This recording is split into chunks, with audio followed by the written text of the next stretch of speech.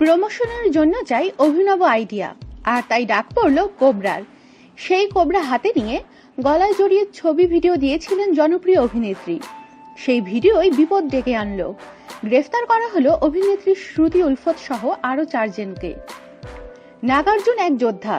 সিরিয়ালের প্রমোশনের খাতিরে এই ভিডিও তোলা হয়েছিল বছরখানেক আগে।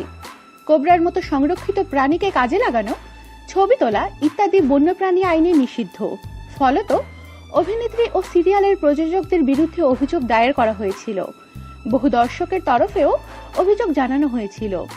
অভিযোগের ঝড়ের মুখে পিঠ বাঁচাতে প্রযোজকদের পক্ষ থেকে বলা হয়েছিল, ছবিতে দেখা যাওয়া কোবরাটা জীবন্ত নয়, অ্যানিমেশন করে তা বানানো হয়েছিল।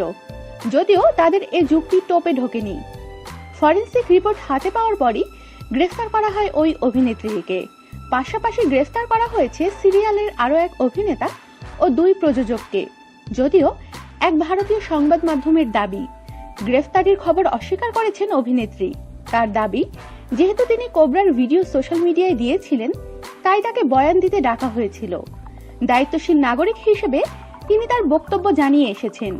জনপ্রিয় অভিনেত্রী বলেই এই ঘটনায় তার নাম বেশি ছড়াচ্ছে বলে দাবি শ্রুতির। আমাদের সাথেই থাকুন আর সাবস্ক্রাইব করুন।